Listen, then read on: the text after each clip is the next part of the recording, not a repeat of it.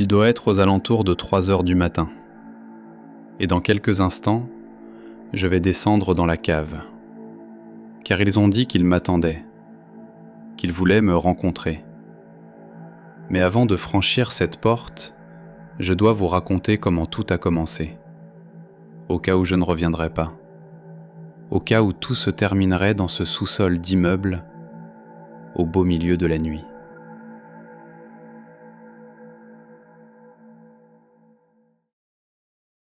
Je n'étais pas insomniaque avant mon burn-out. Avant ça, je dormais comme une pierre, au moins 8 heures par nuit. Aucune pensée parasite. Il suffisait que je m'allonge et que je ferme les yeux pour me mettre à ronfler comme un diesel.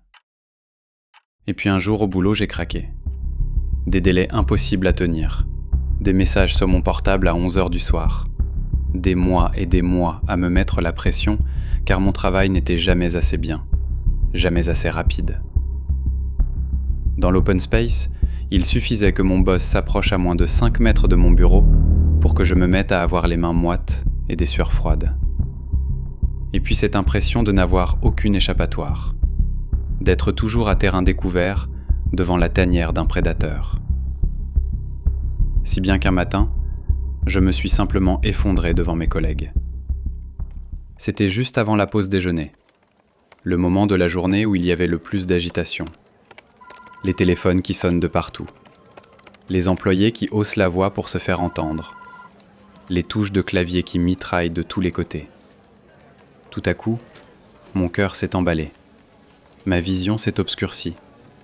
Je me suis levé de mon bureau, et puis plus rien. Le vide total. Je me suis réveillé aux urgences, où un médecin m'a prescrit un arrêt maladie et quelques cachets à prendre de manière temporaire. Cela fait 5 mois maintenant, et je ne vais toujours pas bien.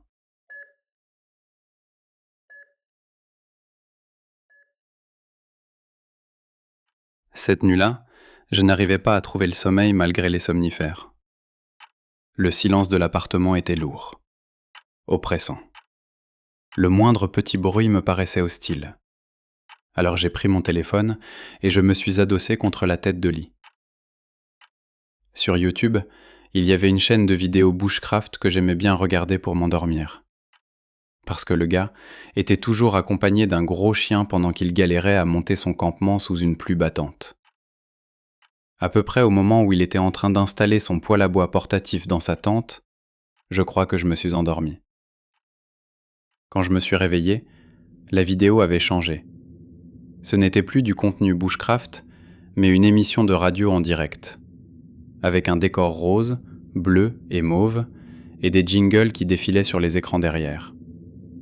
L'animateur était un homme blond aux yeux bleus, habillé d'une veste en jean, avec une chevalière en or qu'il exhibait fièrement à son annulaire gauche. À ses côtés, une jeune femme brune réagissait de façon exagérée à la moindre occasion. Apparemment, c'était Enjoy Radio. Je n'avais jamais vu cet animateur, mais son visage me disait vaguement quelque chose. Soudain, l'homme a prononcé des paroles qui m'ont interpellé. Oui, donc on disait, il a quand même fait une crise d'angoisse en plein milieu de l'open space, le petit bout de chou. Oh, le pauvre. Mais heureusement, il a quitté ce job depuis. Maintenant, il vit tout seul chez lui comme un reclus. D'ailleurs, ce soir, il a pris 2 somnifères, le coquin. Attention, c'est pas bon pour la santé. Pas bien. J'ai jeté un coup d'œil à ma boîte d'hypnotique sur la table de chevet. Mal à l'aise, j'ai éteint mon portable et enfoui ma tête sous la couette.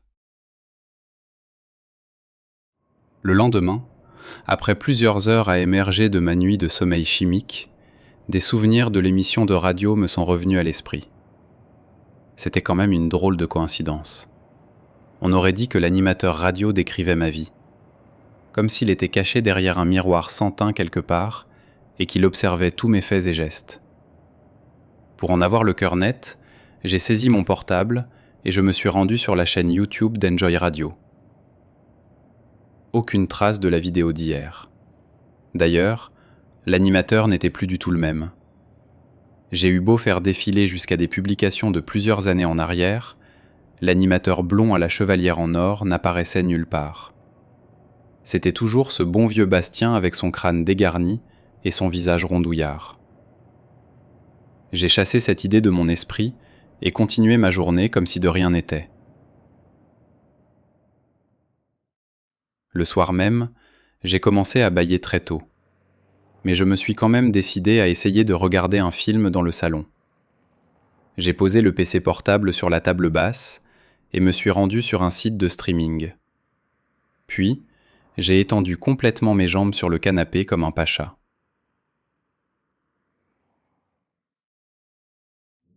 Le pauvre loulou. Il a eu une journée difficile. C'est fatigant de rien faire, tu sais. Tu sais quoi, Stella? Tout à l'heure, il a ouvert son répertoire pour appeler sa mère. Eh ben, il a changé d'avis et il a raccroché au dernier moment, le saligo. Oh. Ça doit faire au moins 3 mois qu'il n'a pas appelé sa mère.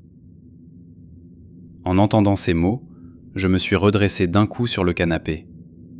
Je m'étais encore endormi.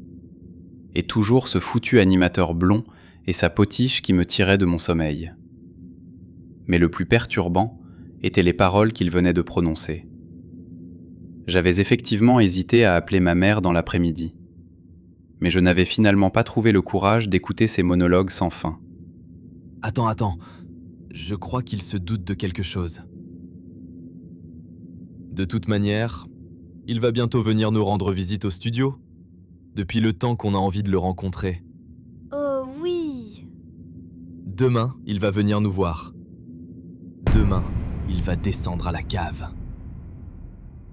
En prononçant ces derniers mots, l'animateur s'était tourné face caméra et me regardait maintenant droit dans les yeux.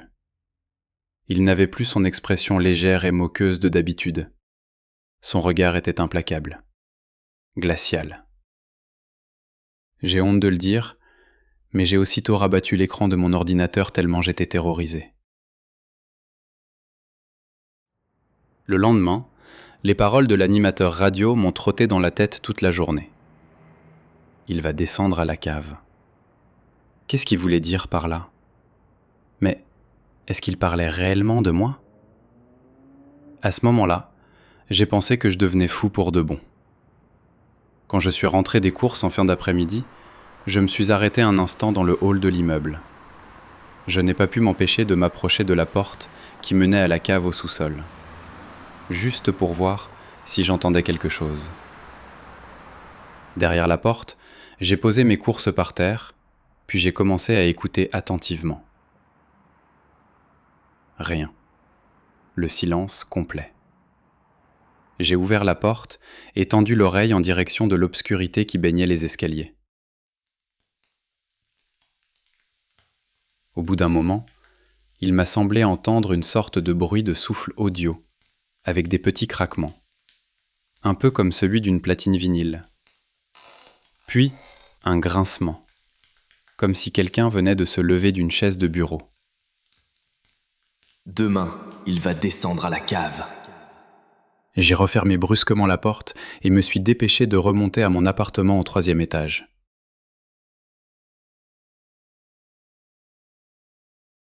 Le jour était tombé, et je n'arrivais pas à penser à autre chose que la cave de l'immeuble. Je m'y étais pourtant déjà rendu plusieurs fois, et il s'agissait d'une cave plutôt normale. Mais depuis la veille, sans que je puisse l'expliquer, j'éprouvais une irrésistible envie d'y retourner. Plus tard dans la soirée, j'ai repensé à l'émission de radio de la veille et me suis souvenu d'un détail qui m'a interpellé. À un moment, l'animateur radio a appelé sa collègue Stella. Cela m'a donné une idée. J'ai ouvert ChatGPT sur mon PC, qui était toujours posé sur la table basse du salon, et j'ai demandé à voix haute. « Dis-moi, ChatGPT, est-ce qu'une Stella a déjà travaillé à Enjoy Radio ?» Voici ce qu'il m'a répondu. Effectivement, Stella Dumont a été animatrice chez Enjoy Radio de 1993 à 1996. Elle a travaillé en tandem avec l'animateur phare de cette époque, Mathieu Fritz, qui se faisait d'ailleurs appeler Matt à l'antenne.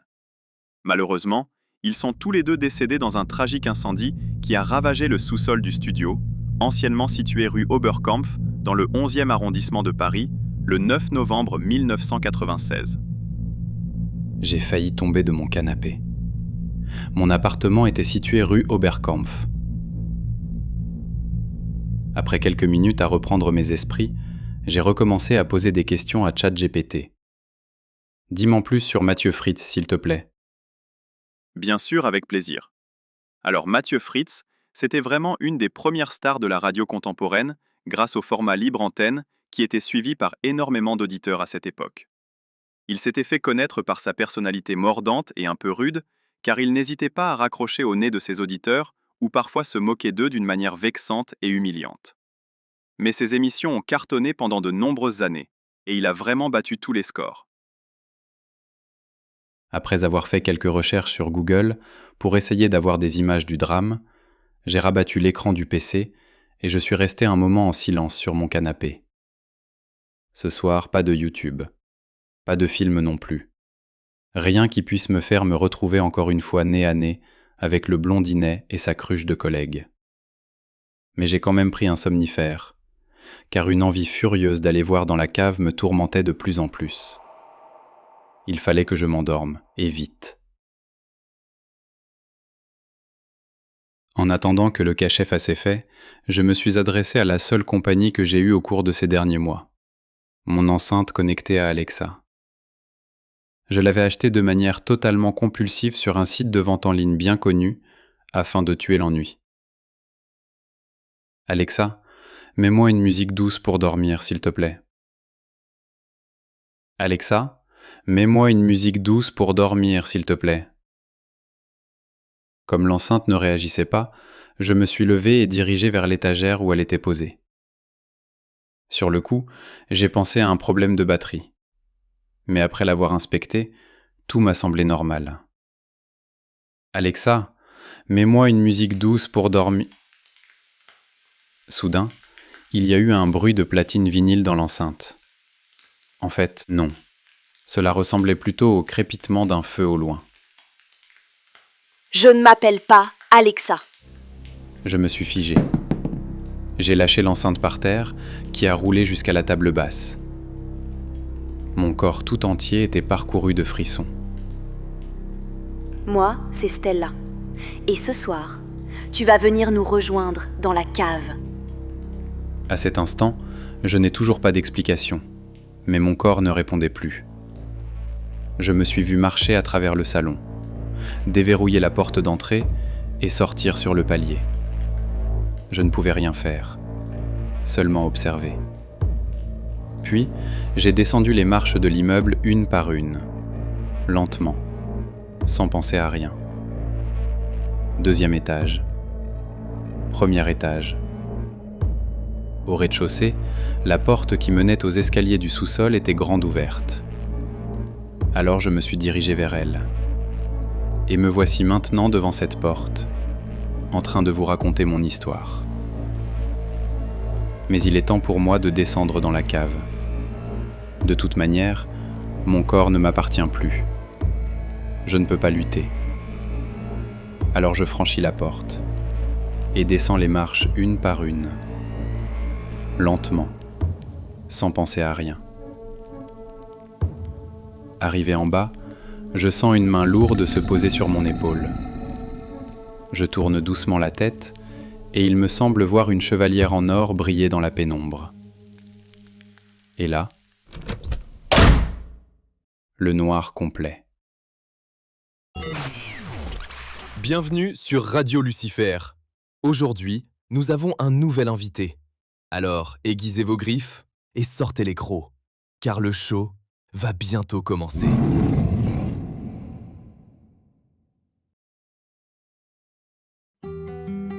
Vous aimez les histoires d'horreur ? Pandemonium a écrit un roman. Retrouvez le lien dans la description.